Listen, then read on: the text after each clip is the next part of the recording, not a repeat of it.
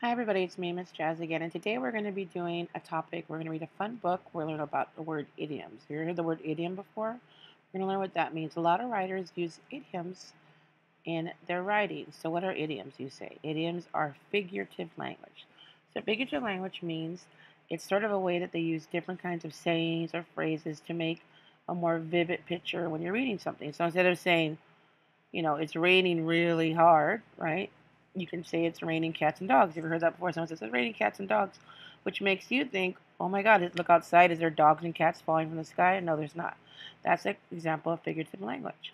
So idioms are something that illustrate a meaning that isn't their literal meaning, so their everyday meaning. So there's a lot of idioms you may have heard or your parents may have seen and said, or you may know already just from growing up. So we're going to read a book that's chock full of idioms, and we're going to try to pick out and see which ones they are, and then do a small little activity that will help you understand the meaning of them. So just to get you started, I'm going to try to, let's see, give you a little possible ones you may have heard. So think about a piece of cake. Have you ever heard that one before? When you think of a piece of cake, what do you think of?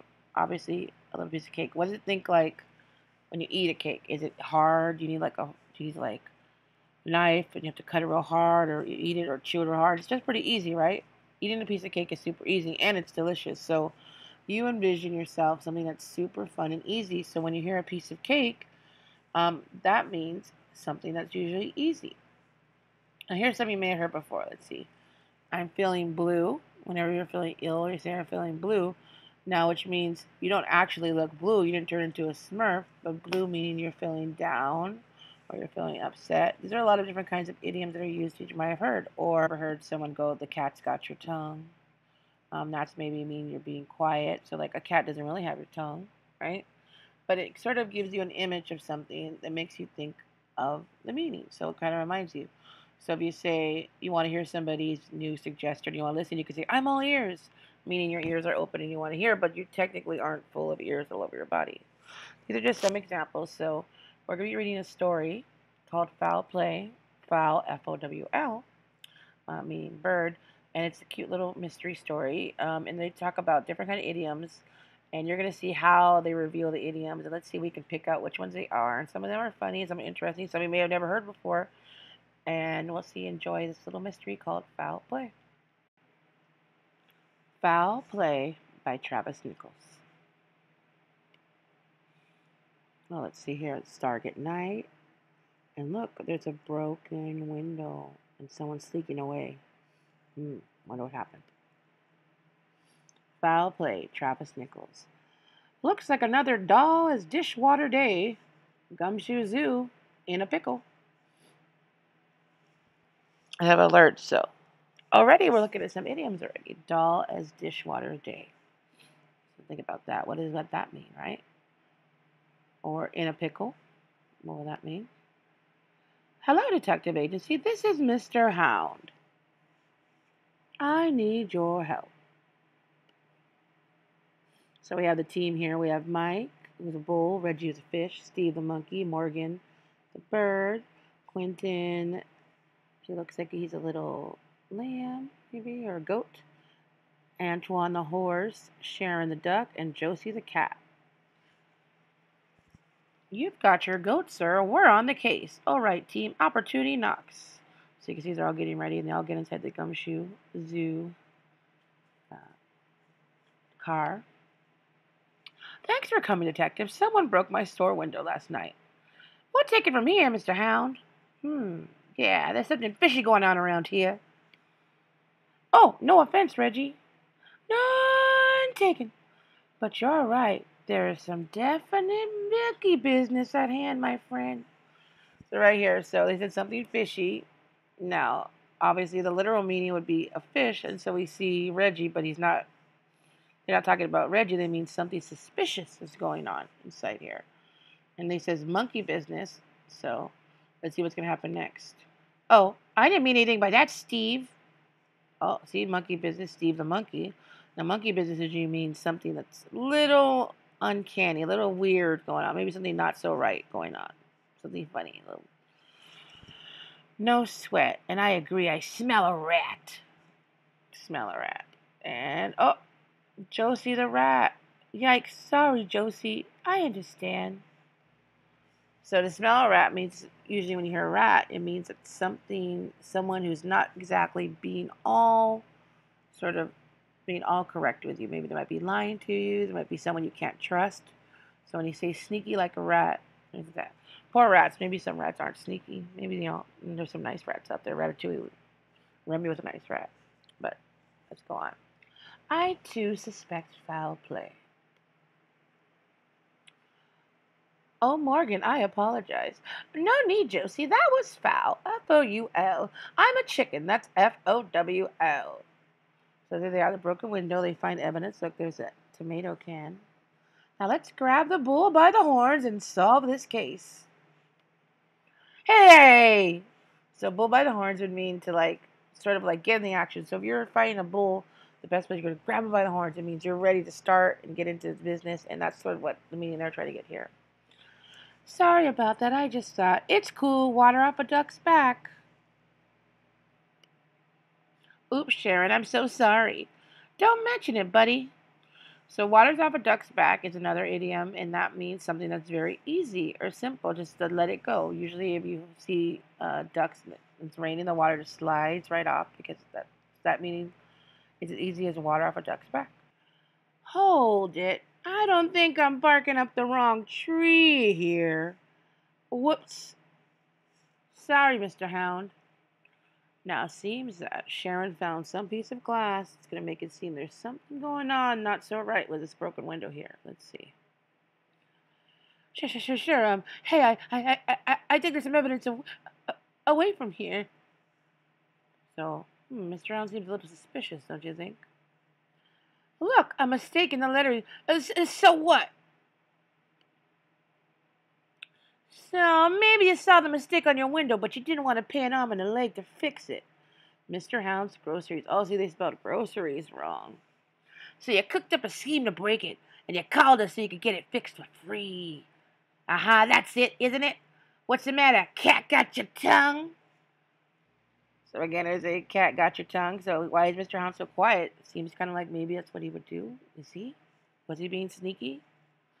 Hold your horses. I won't be your scapegoat. How dare you? The goat and the goat and the horse. Hold your horses means please stop. Scapegoat means someone that you're not gonna hold up to take the fall for you. So, of course, the goat and the horse are gonna get offended. You all canned. Beat it. No, you're the one. You're under arrest. You're canned. So canned means to get canned would mean to quit someone, to fire someone. You're canned. That's what that means. It's time to face the music. You gotta reap what you sow. It's the price you have to pay. The chickens have come home to roost. Sorry, Morgan. It's fine. Let's just wrap this up. So it's time to face the music, usually, and reap what you sow. It's the price you have to pay. Chickens come home to roost. These are all kind of idioms that are telling you it's time for something to happen. So it's time to face the music, price you have to pay. If you buy something, you have to pay something, right? So not necessarily meaning you would have to pay for something, but since he did a crime, he's going to have to do the time, right? He's going to have to understand that he did a crime, so they're going to arrest him for that. So he does that, right? Take him to the big house, officers. Where to use your noodle, Sharon? Use your noodle. You ever use your noodle? Use your noodle means noodle is a reference to your brain. So not exactly get a piece of spaghetti out there, but use your brain. So there's another idiom. So there's tons of idioms all over this book. This is Wired idiom reporting live at the scene of a crime just solved by a group of brilliant detectives. Yes, the sky's the limit. For what's that? We did the story to bring you an urgent report of a situation developing downtown. Oh, seems like there's a giant shrimp attacking the town. I wonder what's going on there.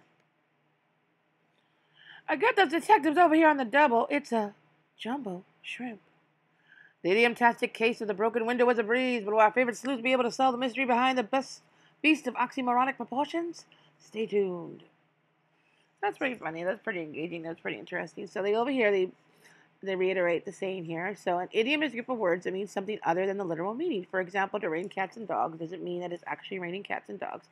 Rather, it means it's raining super hard. Some idioms have meanings that are understandable by the context. You've got gossip about Nate, well, I'm all ears. And some have origin stories and histories. To cry wolf comes from the tale based on fable. Have you guys ever heard that? There's a story called The Boy Who Cried Wolf. Now, in that story, this boy kept saying there was a wolf and there was a wolf attacking the sheep, but it was just kind of a joke he was doing, and it never happened. So the minute they didn't believe him, and soon the town didn't believe him. And the one time there really was a wolf, no one believed him, so they didn't come to help. So to cry wolf means you're just kind of saying something that's not true, and you just keep saying it and saying it, and those people are going to believe you.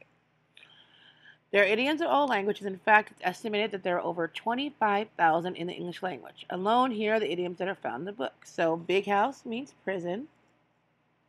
A sitting duck is someone who is vulnerable to attack. A bull in a china shop is someone who is clumsy and reckless in a delicate situation. Because you can imagine, if you had a bull in a shop full of, different kind of china or glasses, imagine they would all get broken if he was in there. A fish out of water, someone in an uncomfortable situation. Now, fish need water to live, so if you were a fish out of water, you really wouldn't be feeling happy at that moment. You feel kind of like you don't belong. On the case, doing what needs to be done. So this time they necessarily were on a case because they were solving a mystery of who broke the window. But if someone told you like, hey, I want you to make sure you clean your room, you'd be like, hey, mom and dad, I'm on the case, meaning you're about to do it. Grab the bull by the horns to deal with a problem confidently. So to make sure that you are going to be able to get it done the right way. You don't know exactly what's to be done. So, and we have face the music to accept the punishment you deserve. Reap what you sow, accept the consequences of your actions, and the price you have to pay is a similar one to those. Dull dishwater be extremely boring because usually when you do dishes, the water just sits there and it's all milky and ugly, and no one wants to be near that. On the double means quickly now, and in a pickle and difficult situation.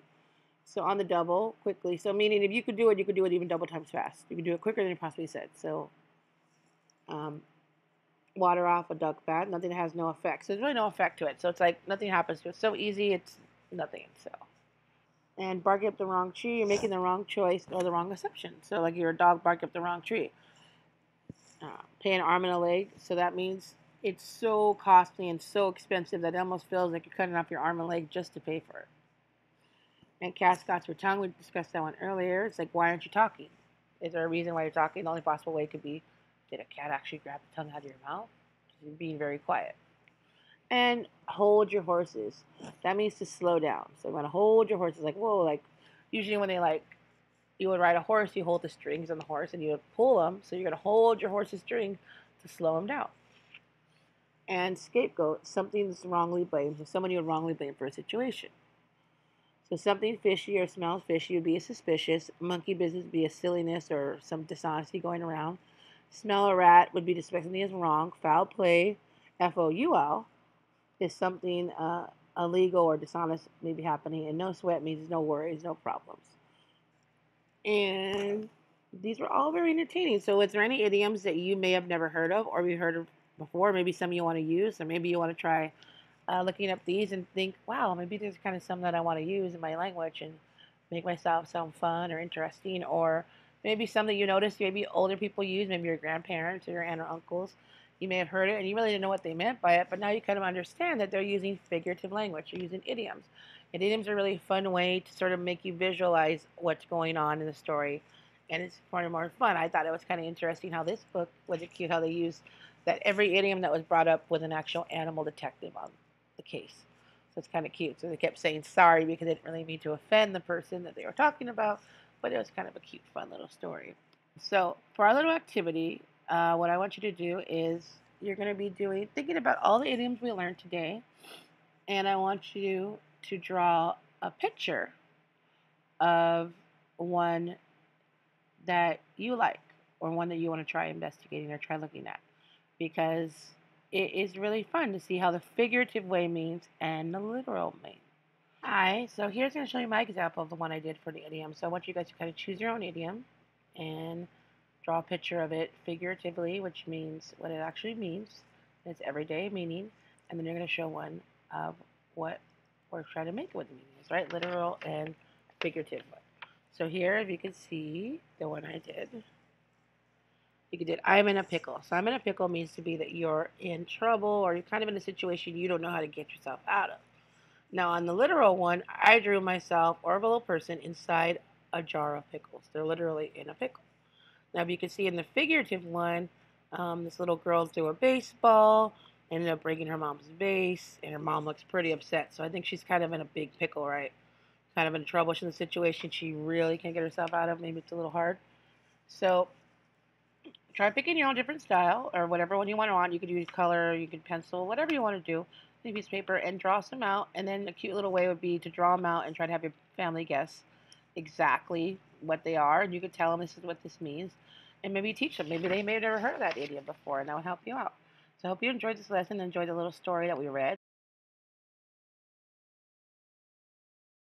And talk to you next time. Bye.